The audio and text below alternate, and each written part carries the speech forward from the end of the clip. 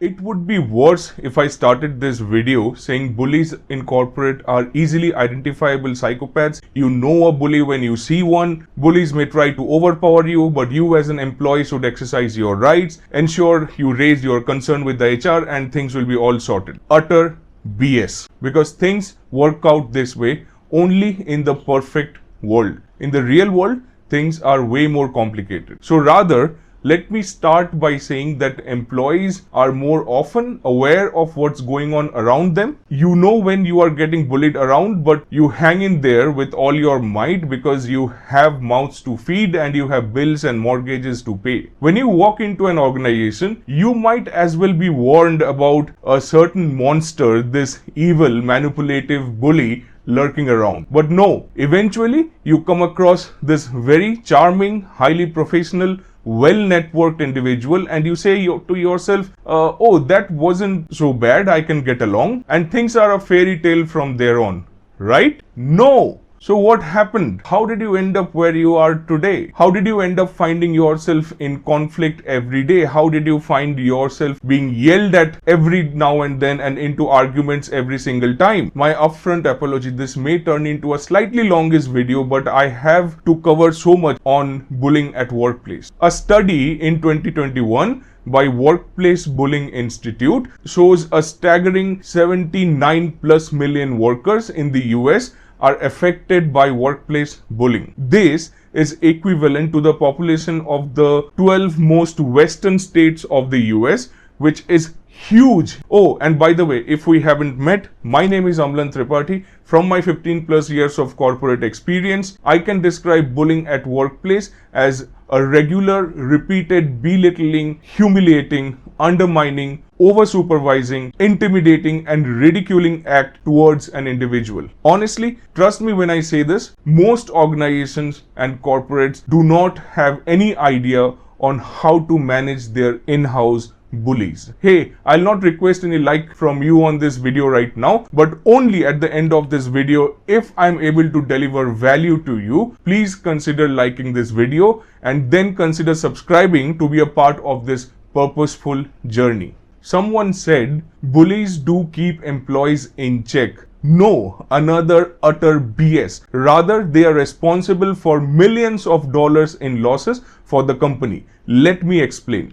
These bullies are out and out responsible for destroying careers. The psychological effect on individuals in the organization for these psychopaths are extremely devastating, leaving traumatized individuals humiliated, belittled, and the careers getting ruined and disjointed. And this in turn affects the organization, where these affected individuals withdraw from being engaged, often switching jobs, and this badly costs the company in return. The whole environment around bullies becomes a fight or flight situation. Extracurricular activities go right down to the bottom, and the affected individuals obviously cannot take revenge on the bully, so they resort to taking it out on the organization. They stop working properly, they jeopardize business as usual processes, and they completely withdraw themselves from any sort of efforts and commitments at all. The overall climate inside the organization or the department absolutely diminishes. And this has several knock-on effects on other areas of business. It is so demoralizing and so taxing overall. No one needs to go through this at their respective workplace. But why resort to bullying? You don't bully around, I don't bully around. Then what the F is wrong with these so-called psychopath bullies? Honestly, I think it is to do with their conscience. Imagine a bully who would rather be supposed to be a criminal of some sort chose to end up in the corporate world. Their conscience is already dead or at absolute minimals. These psychopaths can be totally ruthless to you throughout the day but still manage to get a good night's sleep. My research led me to believe that there are 4 types of this breed of control freaks, psychopath bullies, that you may come across. First, the screamers. They are like those babies or those extremely old citizens. You do not want to come near or come across them because they would just start screaming out loud. These freaks need a public setting so they can paralyze their targets, just like the deer that gets paralyzed on the middle of the highway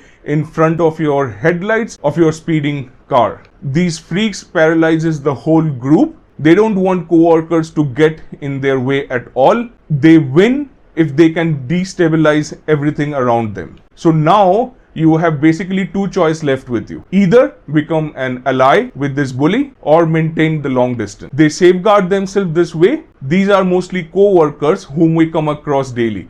Around 21% of the population of bullies out there in corporate. The next types are the constant critics. These workforce bullies will really crawl into your head and will convert you from a competent individual into an absolute incompetent one. These bullies use appraisal cycles and one of their favorite weapons, but they don't just stick to appraisal cycles. They freaking call out each and every delay in submission of deliverables, though you might have sent it to them 5 days ago and they never bothered to check their own inbox. But they will shout back at you that why you did not give them a ring after you emailed them the piece of work, making you constantly question yourself. These bullies will miss to join team meetings on a certain Monday, and out of nowhere they will shout at you, most likely in front of your co-workers, that why they were not reminded by you 10 minutes before the meeting started, as if their own Outlook and meeting reminder went for a vacation and you are their substitute reminder of some sort. And since these managers, oh yes, 65% of bullies are usually managers in an organization, so the employees will most likely not be believed in any sort of argument. In a corporate world, it's most likely the managers who will win such arguments. These bullies will target the highly sought after talent in the department, the one who may not be a manager or a lead, but is usually liked by all and is mostly everyone's go-to person. Such competent employees are the favorite target of these bullies, as they have to maintain an upper hand and control over the most liked people in the department. They control their identity. What a shame. And the third type, here comes the gaslighters. Horrible. These are the types of bullies, again mostly managers, that have trained themselves somehow to successfully convert correct actions into wrong actions. More like their cousin siblings, the screamers and the constant critics, their rational and their logical thinking abilities have been sent on long vacation and never returned. And gaslighting severely affects self-confidence in employees. So these bullies are best at the art of extracting the last bit of self-confidence that may have remained in you and make you question every action that you take in the organization thereafter. By the way, I plan to create a separate video on gaslighting. It's a big topic later on my channel on YouTube, so please subscribe and stick around. I'll take a minute here to let you know that you do not have to figure out bullying all by yourself. You may consider talking it out with me one-on-one. I have kept a simple and a free sign-up form in the descriptions below, no strings attached. As of now, there are no costs while my channel is very new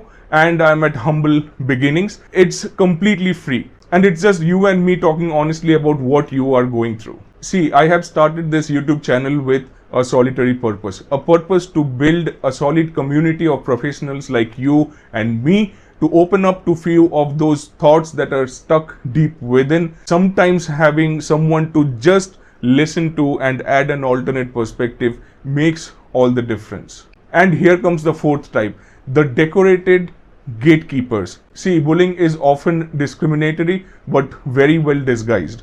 These are the type of bullies who may not necessarily be managers, but people who play pivotal roles in organization, and hence a lot of information passes through them. These are the 14% of the bottom up of any organization. They hold great level of information and often have a say in business as usual decision making. They can filter information as and when and however needed. They decide if a person A should be fed with a heads up, so he or she can benefit out of it, whereas person B, who is denied of such information, which will most likely be catastrophic for the targeted person. But this person B could as well be a very talented person who has asked for additional resources but will be denied citing budgetary issues. But in reality, it's not budgetary. Budget is just tight for this person in question and not for others. So bullying may not always come out as illegal, but in most cases can be well disguised play within the legal boundaries. These bullies could be administrative assistants, could be PMOs. They are narcissistic, superior in their head, and often have very high reach in the company.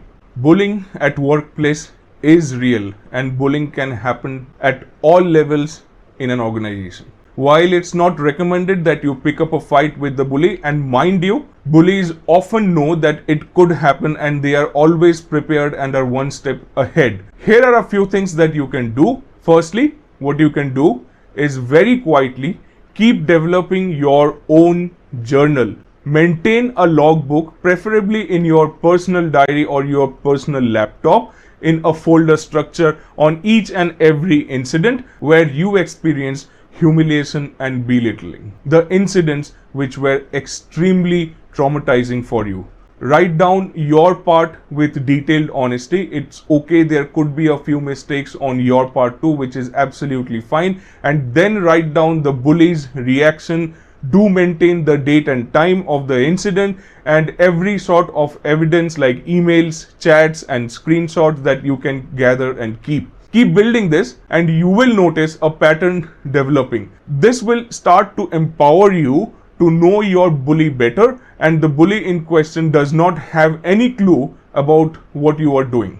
Next, if the event of bullying takes place in a group setting where others are involved, pick and ask some of your trusted coworkers about it. Don't lead them into an answer that you would want to hear. Acknowledge and ask questions. Just ask if you could have done something better and observe if they say yes, or if they say that there is nothing wrong in the situation that warranted for any overly aggressive behavior that took place. Later, keep these informal talks documented with yourself. You may need them dearly as references later on. Third, acknowledge and ask questions to the bully. Ask, hey, are you like this with everyone? It's not conducive when one of us is at a much higher decibel. Let them know that you are aware of what is going on. There are chances that they may take it as a signboard which says, not here, not your playground, stay away. You indirectly tell them to come back when both of you are holding the same prop and not when the bully is firing a machine gun and you are holding an umbrella. Makes sense, right? And the last point is also the very first point that I made at the start of this video. Know where you are. Know the company you are working for. What are your options through HR and what policies and the belief system that governs your organization? Does your organization have a passion or an appetite to participate in elimination of workplace bullies or the psychopaths, or are they more comfortable in brushing things under the carpet?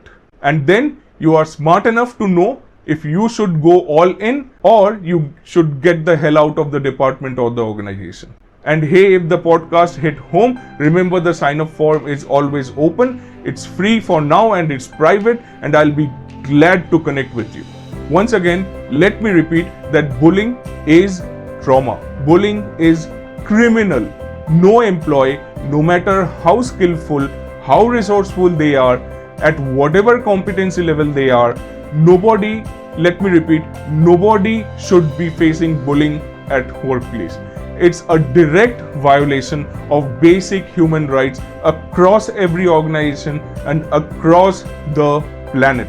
Bullying brings a lot of stress too, and I have talked about stress in this video here. I'll leave you with it and I'll hope to see you there.